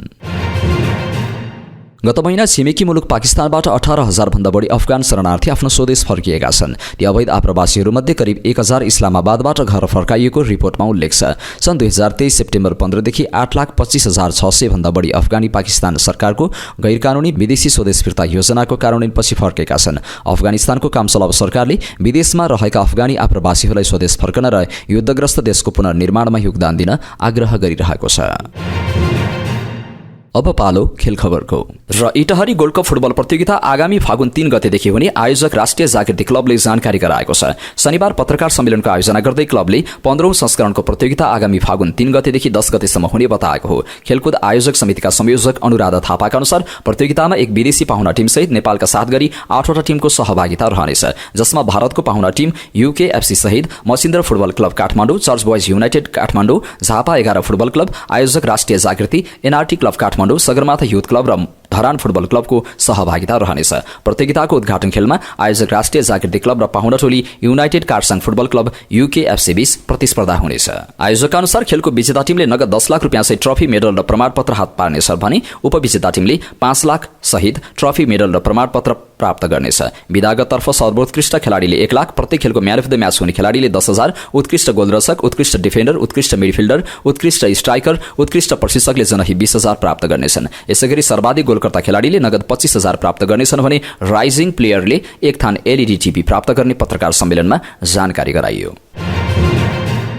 नेपाल बास्केटबल संघ र 3x3 को आयोजनामा सोमबारबाट अन्तर्राष्ट्रिय 3x3 NBC Nepal basketball championship हुने भएको छ। शनिबार पत्रकार सम्मेलन गर्दै नेपाल बास्केटबल संघले बुधबारसम्म हुने प्रतियोगितामा 32 टिम सहभागी हुने जानकारी गरायो। प्रतियोगितामा नेपालबाट 22 टिम सहभागी हुँदा 4 टिम बङ्गलादेशबाट, 3 टिम भारत र 1 टिम पाकिस्तानबाट सहभागी हुने बास्केटबल संघका महासचिव नरेन्द्र थापाले जानकारी दिए। 2 टिमको टुङ्गो लाग्न बाँकी छ। महासचिव थापाका अनुसार नेपाली टिमले 2 जना विदेशी खेलाडी अनुबन्ध गर्न पाउनेछन्, जसमध्ये 1 खेलाडी मात्रै कोर्टमा उत्रने नियम रहेको छ। पहिलो संस्करण भव्य आयोजना भएपछि दोस्रो संस्करण आयोजना गरेको संघका अध्यक्ष भीम गुरुङले जानकारी गराए। पहिलो संस्करण हामीले निकै भव्य आयोजना गरेका थियौं। पहिलो संस्करण नै राम्रो भएपछि निरन्तरता दियौं। दोस्रोमा झनै राम्रो खेल हुने विश्वास छ। प्रतियोगिताको सबै म्यानेजमेन्टको जिम्मेवारी आइडिया पिक्सेलले गरेको छ। पत्रकार सम्मेलनमा आइडिया पिक्सेलको तर्फबाट पवनराज जोशीको सहभागिता रहेको थियो। 3x3 का कोअर्डिनेटर तथा केन्द्रीय सदस्य शरद विष्टले प्रतियोगिता सम्पन्न गर्न अनुमानित खर्च 12 देखि 15 लाख लाग्ने बताएका छन्। अखिल नेपाल फुटबल संघले नेपाली युवा टोली र चीन युनान युवा फुटबल टोलीबीच मैत्रीपूर्ण फुटबल खेल आयोजना गर्ने भएको छ। आइतबार पत्रकार सम्मेलनको आयोजना गरी संघले छिमेकी मित्र राष्ट्र चीनको नयाँ वर्षको अवसरमा नेपालस्थित जनवादी गणतन्त्र चीनको दूतावासको सहयोगमा आगामी फागुन 3 गते दशरथ रङ्गशालामा मैत्रीपूर्ण फुटबल आयोजना गर्ने जानकारी दिएको हो। यस मैत्रीपूर्ण खेलले युवा फुटबलको विकास र फुटबलको माध्यमबाट दुई देशबीचको सम्बन्ध विस्तार गर्ने संघले अपेक्षा गरेको छ। संघका अनुसार खेलको प्राविधिक पक्षको सबै जिम्मेवारी एन्फाको रहने र खेल सम्बन्धी अन्य जिम्मेवारी मार्केटिङ, ब्रोडकास्टिङ, टिकेटिङ, सांस्कृतिक कार्यक्रम नेपालस्थित जनवादी गणतन्त्र चीनको दूतावासको रहनेछ। प्रतियोगिताको तयारीका लागि मुख्य प्रशिक्षक राजेश शाहीको नेतृत्वमा 45 सदस्य खेलाडी टोली हाल बन्द प्रशिक्षणमा रहेका छन्। खेलको अनुमानित बजेट 38,90,000 रुपियाँ रहेको संघले जनाएको छ।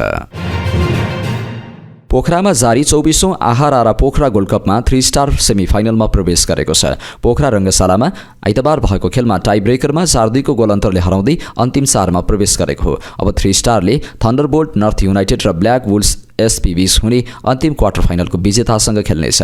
निर्धारित समयमा गोलरहित बराबरीमा टुङ्गिएपछि अतिरिक्त समयमा धकेलिएको थियो। अतिरिक्त समयमा पनि गोल नभएपछि पेनाल्टी सुटआउटमा पुगेको थियो, जसमा 3 स्टारले बाजी मार्यो। मचिन्द्र प्री क्वार्टर फाइनलमा विभागीय टोली एपीएफएफसीलाई हराउँदै क्वार्टर फाइनल पुगेको हो भने 3 स्टारले बाई पाएर सिधै क्वार्टर फाइनल खेलेको हो। 3 स्टार 5 पटकको आहारा गोल्डकपको च्याम्पियन टोली समेत हो। मचिन्द्रले भने अहिलेसम्म पोखरामा उपाधि जित्न सकेको छैन। यसपटक पनि क्वार्टर फाइनलबाटै बाहिरिएको छ। अब पालो आजको हेल्थ टिप्सको। आजको हेल्थ टिप्समा हामीले क्यान्सर रोकथाम र व्यवस्थापनमा खानपानको भूमिका सम्बन्धी जानकारी लिएर उपस्थित भएका छौँ। 90 देखि 95% क्यान्सर रोग हाम्रो रहनसहन र आनीबानीका कारण हुन जान्छ भने 5 देखि 10% अनुवंशिक दोषका कारणले हुने गर्दछ। अहिले विश्वको वार्षिक मृत्युदर मध्ये 71% देखि 75% मृत्यु दीर्घ रोगका कारणले हुने गर्दछन्। तिनीहरूमध्ये क्यान्सर पनि एक प्रमुख कारण हो।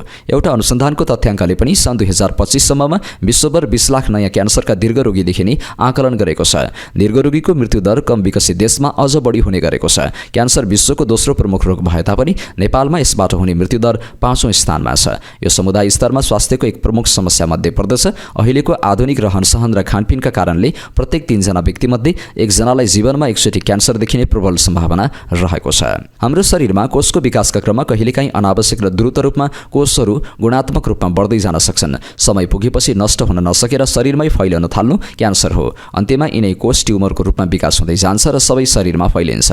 आणविक जीव विज्ञानमा जाने हो भने कुनै व्यक्तिमा क्यान्सर देखिनुको कारणहरूमा अनुवंशिक, एपिजेनेटिक र वातावरणीय प्रदूषण मुख्य पर्दछन्। जिनभित्र जाने हो भने क्यान्सरको नियन्त्रण गर्नका निमित्त 3वटा जिन चालक हुने गर्दछन्। 1 प्रोटो अन्कोजिन, जसले कोषको विकास र वृद्धिलाई सामान्य अवस्थामा राख्दछ। यदि यो बढी मात्रामा विकास हुँदै गयो भने क्यान्सरका कोशिकाको रूपमा परिणत हुन्छ। 2 ट्युमर सप्रेसिङ जिन, यसले कोषको विकास र वृद्धिलाई नियन्त्रण गर्छ। र 3 मा रहेको छ डीएनए रिपेयर जिन। यो जिनले बिग्रेका वा क्षति पुगेको डीएनएलाई उत्परिवर्तन गर्ने काम गर्दछ। 90 देखि 95% क्यान्सर रोग हाम्रो रहनसहन र आनीबानीका कारण हुन जान्छ भने 5 देखि 10% अनुवंशिक दोषका कारणले हुने गर्दछ। तसर्थ यो आँकडाले के देखाउँछ भने यो रोगलाई हाम्रो जीवनशैली परिवर्तनले रोकथाम तथा नियन्त्रण गर्न सकिन्छ।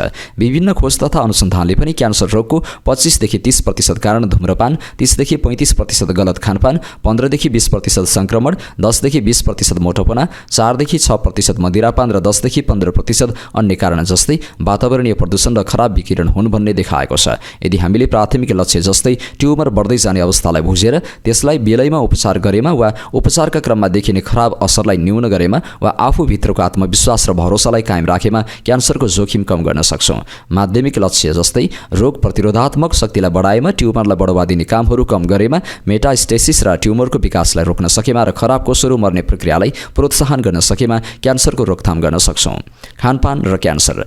बिग्रिएका र ढुसी परेका खानेकुराहरूमा हानिकारक रसायन जस्तै अफ्लाटोक्सिन निस्कने गर्छ। यस्तो खानाको बढी सेवनले क्यान्सरको जोखिमलाई बढावा दिने काम गर्छ। उच्च प्रोटिन, कार्बोहाइड्रेट तथा बोसोयुक्त खानेकुराहरू सेकेर, तारेर, पोलेर अनि बढी पकाएर तयार पार्दा हानिकारक रसायनहरू जस्तै heterocyclic amines, N nitroso compound, polycyclic aromatic hydrocarbon, polyacrylamide उत्पन्न हुन्छन्। यस्ता रसायनहरूले हाम्रो शरीरका कोशिकाहरूलाई उत्परिवर्तित गर्ने सम्भावना बढेर जान्छ र कालान्तरमा क्यान्सर लाग्न सक्छ। बजारमा पाइने बट्टाबन्द र प्रशोधन गरिएका खानामा यस्ता रसायनका अलावा उच्च मात्रामा क्यालोरी र सोडियम हुने हुँदा यिनीहरूको उपभोगबाट क्यान्सरका कोषहरू मौलाउन पाउँछन्। शरीरमा भएको ट्युमर प्रोमोटर तथा क्यान्सरका कोषहरूलाई प्रशोधित र अधिक बोसयुक्त खानाले बढाउँछ र साथसाथै यी खानाले शरीरमा भएको इन्सुलिन, इस्ट्रोजेन, अक्सिडेटिभ स्ट्रेस र इन्फ्लामेसन अर्थात् सुजनलाई पनि बढाउँछ। अत्याधिक मासुजन्य प्रोटिनयुक्त खानाले इन्सुलिन र IGF-1 जस्ता हर्मोनलाई बढाउँछ, जसले गर्दा क्यान्सरका कोषहरूलाई बढ्न मद्दत गर्छ। अधिक क्यालोरीयुक्त खाना खाँदा पनि इन्सुलिन, IGF-1 अक्सिडेटिभ स्ट्रेस र इन्फ्लेमेसनलाई बढाउने गर्छ। अति प्रशोधित तेल जस्तै सूर्यमुखी, भटमास वा मकैको तेलमा अधिक मात्रामा ओमेगा 6 फ्याटी एसिड पाइन्छ। यसले अक्सिडेटिभ स्ट्रेस र इन्फ्लामेसनलाई बढाउने गर्दछ, जसले गर्दा प्रोस्टेट र छातीको क्यान्सर लाग्ने सम्भावना देखिन्छ। नेपालको प्रत्येक भान्सामा प्रशोधित तेलको बढी प्रयोगले गर्दा नेपालीमा पुरुषलाई प्रोस्टेट तथा महिलामा छातीको क्यान्सर लाग्ने सम्भावना उच्च छ। तथ्याङ्कले पनि यही देखाएको छ। यो थियो आजको हेल्थ टिप्स अन्तर्गत क्यान्सर रोकथाम र व्यवस्थापनमा खानपानको भूमिका सम्बन्धी विशेष जानकारी। हवस् त दर्शक महानुभाव, आजका मुख्य समाचार अहिलेलाई यति नै। हामीले प्रस्तुत गरेका यी समाचारप्रति तपाईँको धारणा के छ त्यो कुरा तलको कमेन्ट बक्समा कमेन्ट गर्नुहोला। हाम्रो मेहनतको लागि यो भिडियोमा एउटा सानो लाइक अवश्य गर्नुहोला। देशभित्रबाट हेर्दै हुनुहुन्छ भने आफू रहेको गाउँ, ठाउँ, सहर, जिल्लाको नाम लेख्नुहोला। विदेशमा हुनुहुन्छ भने कुन देशबाट हेर्दै हुनुहुन्छ त्यो कुरा तलको कमेन्ट बक्समा कमेन्ट गर्नुहोला। दैनिक रूपमा हेर्नुहुन्छ भने रेगुलर भनेर लेख्नुहोला। आज पहिलो पटक हेर्दै हुनुहुन्छ भने फर्स्ट टाइम भनेर लेखिदिनुहोला। हाम्रो च्यानल अहिलेसम्म सब्स्क्राइब गर्नुभएको छैन भने सब्स्क्राइब गर्नुहोला अनि नजिकै आउने बेल आइकनमा क्लिक गर्नुहोला। समाचारपाटी.com को न्युज बुलेटिन नेपाली समय अनुसार आज साँझ 6 बजे लिएर फेरि हामी उपस्थित हुनेछौँ। पल पलको न्युज अपडेटको लागि समाचारपाटी.com हेर्दै गर्नुहोस्। नमस्कार।